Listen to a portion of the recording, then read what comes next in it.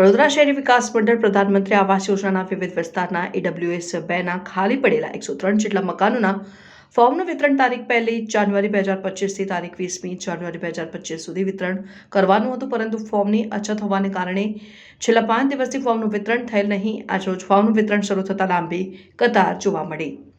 Bureau report, જનઅર્બન news.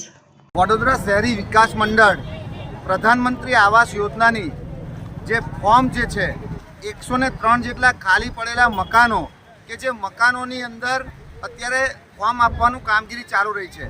1 તારીખથી લઈ 20 તારીખ સુધી આ ફોર્મ આપવાની પ્રક્રિયા હતી. ફોર્મ પરત કરવાનું પણ 20 તારીખ સુધીની મર્યાદામાં હતું, પરંતુ આ સરકારની કાંઈક ને કાંઈક ચૂકના કારણે આજે તમે જુઓ કે ગરીબ અને મધ્યમ વર્ગના લોકો જે મકાન મેળવવા માટે 1 થી 20 તારીખની જગ્યાએ આજે લાઇનમાં ઊભા રહ્યા છે, કારણ કે આ ફોર્મની અછત.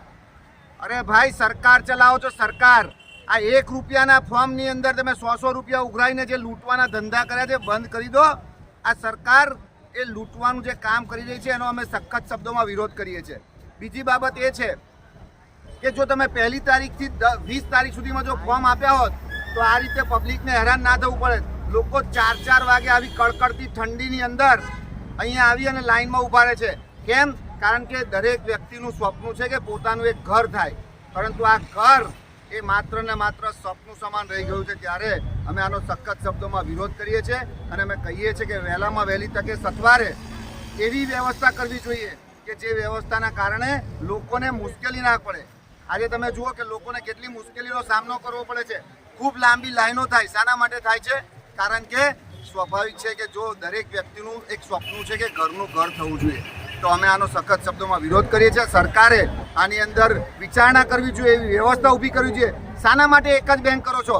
તમે સરકાર છો, સરકારી આવાસ યોજના છે, આપો 10, 20, 25 બેંકોમાં કે જેથી કરી અને આ લોકો એ પોતાનું મકાન મેળવી શકે, શાંતિથી ફોર્મ મેળવી શકે.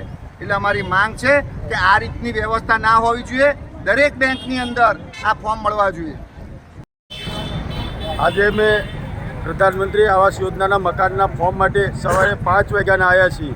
5 વાગ્યાના આવ્યા છીએ. આ પણ કોઈ પણ જાતની વ્યવસ્થા નથી, પ્લસ કે કોઈ લાઇનમાં રહેવાની કે કોઈ ટોકન બાબતની કોઈ પણ જાતની કોઈ વ્યવસ્થા એ રાખેલી નથી. બીજું કે જેમને તેમ એમ કહેશે કે ઉભા રહો, કોઈ ટોકન આપવાનું કહેશે, કોઈ ના કહેશે.